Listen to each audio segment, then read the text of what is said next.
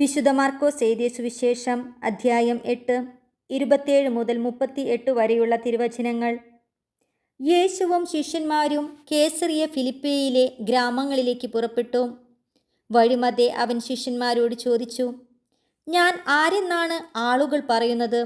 അവർ പറഞ്ഞു, ചിലർ സ്നാപക യോഹന്നാൻ എന്നും, മറ്റു ചിലർ ഏലിയ എന്നും, വേറെ ചിലർ പ്രവാചകന്മാരിൽ ഒരുവൻ എന്നും പറയുന്നു. അവൻ ചോദിച്ചു, എന്നാൽ ഞാൻ ആരെന്നാണ് നിങ്ങൾ പറയുന്നത്? പത്രോസ് മറുപടി പറഞ്ഞു, നീ ക്രിസ്തുവാണ്.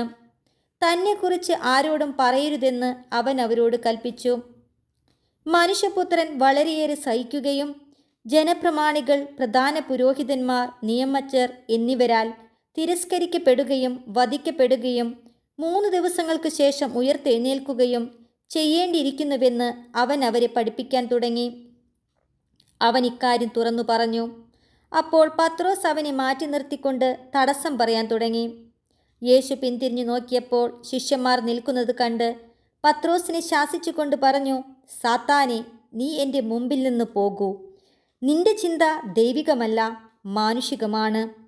അവൻ ശിഷ്യന്മാരോടൊപ്പം ജനക്കൂട്ടത്തെയും തൻ്റെ അടുത്തേക്ക് വിളിച്ചു വരുത്തി അവരോട് പറഞ്ഞു, ആരെങ്കിലും എന്നെ അനുഗമിക്കാൻ ആഗ്രഹിക്കുന്നെങ്കിൽ അവൻ തന്നെ പരിത്യജിച്ച് തൻ്റെ കുരിശുമെടുത്ത് എന്നെ അനുഗമിക്കട്ടെ. സ്വന്തം ജീവൻ രക്ഷിക്കാൻ ആഗ്രഹിക്കുന്നവൻ അത് നഷ്ടപ്പെടുത്തും. ആരെങ്കിലും എനിക്ക് വേണ്ടിയോ സുവിശേഷത്തിന് വേണ്ടിയോ സ്വന്തം ജീവൻ നഷ്ടപ്പെടുത്തിയാൽ അവൻ അതിനെ രക്ഷിക്കും.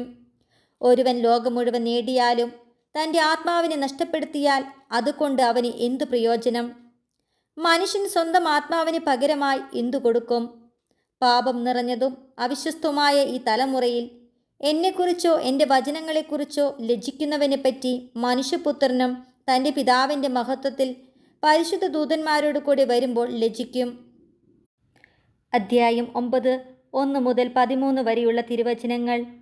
അവൻ അവരോട് പറഞ്ഞു, ദൈവരാജ്യം ശക്തിയോടെ സമാഗതമാകുന്നത് കാണുന്നതുവരെ മരിക്കുകയില്ലാത്ത ചിലർ ഇവിടെ നിൽക്കുന്നവരിലുണ്ടെന്ന് സത്യമായി ഞാൻ നിങ്ങളോട് പറയുന്നു. 6 ദിവസം കഴിഞ്ഞ് പത്രോസ്, യാക്കോബ്, യോഹന്നാൻ എന്നിവരെ മാത്രം കൂട്ടിക്കൊണ്ട് യേശു ഒരു ഉയർന്ന മലയിലേക്ക് പോയി. അവൻ അവരുടെ മുമ്പിൽ വെച്ച് രൂപാന്തരപ്പെട്ടു. അവൻ്റെ വസ്ത്രങ്ങൾ ഭൂമിയിലെ ഏതൊരു അലക്കുകാരനും വെളുപ്പിക്കാൻ കഴിയുന്നതിനേക്കാൾ വെണ്മയും തിളക്കമുള്ളവയുമായി. ഏലിയായും മോശയും പ്രത്യക്ഷപ്പെട്ട് യേശുവിനോട് സംസാരിച്ചു കൊണ്ടിരുന്നു.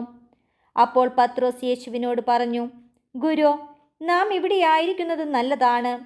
ഞങ്ങൾ 3 കൂടാരങ്ങൾ ഉണ്ടാക്കാം, ഒന്ന് നിനക്ക്, ഒന്ന് മോശയ്ക്ക്, ഒന്ന് ഏലിയായ്ക്ക്. എന്താണ് പറയേണ്ടതെന്ന് അവന് അറിഞ്ഞുകൂടായിരുന്നു. അവർ അത്രയ്ക്ക് ഭയപ്പെട്ടിരുന്നു. അപ്പോൾ ഒരു മേഘം വന്ന് അവരെ ആവരണം ചെയ്തു. മേഘത്തിൽ നിന്ന് ഒരു സ്വരം പുറപ്പെട്ടു, ഇവൻ എൻ്റെ പ്രിയപുത്രൻ, ഇവൻ്റെ വാക്ക് ശ്രവിക്കുവിൻ. അവർ ചുറ്റും നോക്കി യേശുവിനെയല്ലാതെ മറ്റാരെയും തങ്ങളോട് കൂടി അവർ കണ്ടില്ല.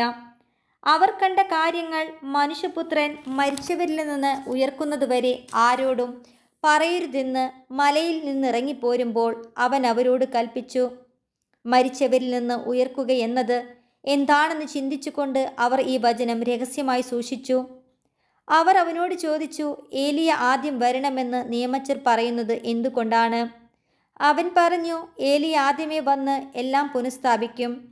മനുഷ്യപുത്രൻ വളരെ പീഡകൾ സഹിക്കുകയും നിന്ദനങ്ങൾ ഏൽക്കുകയും ചെയ്യണമെന്ന് എഴുതപ്പെട്ടിരിക്കുന്നത് എന്തുകൊണ്ട്? ഞാൻ നിങ്ങളോട് പറയുന്നു, ഏലിയ വന്നു കഴിഞ്ഞു.